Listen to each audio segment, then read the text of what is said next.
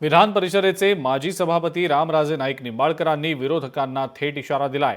फलटणचा विकास तर आम्ही केलाच, पण पाणीही आणलं। मी अजूनही थकलो नाही, मात्र पायाचं दुखणं आहे। 20व्या वर्षी क्रिकेट खेळताना लागलेली दुखणी आज 77व्या वर्षी कुठतरी त्रास देणारच, पण डोकं चालतंय त्याला काय करणार। माझं डोकं आहे तोपर्यंत तुम्ही काहीही काळजी करू नका, खुर्चीत बसवून संपवेन, असा सूचक इशारा रामराजे नाईक निंबाळकरांनी आपल्या विरोधकांना दिलेला आहे। संस्कृती आणली, शांतता आणली, विकास तर केला, हे सगळेजण कार्यकर्ते बोलले, पाणी तर आणलंच।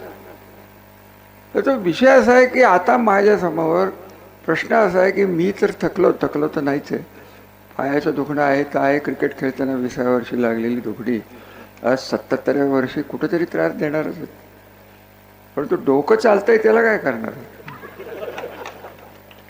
डोकं जोपर्यंत आहे तोपर्यंत मी नका काळजी करू, खुर्चीत बसून संपवेन।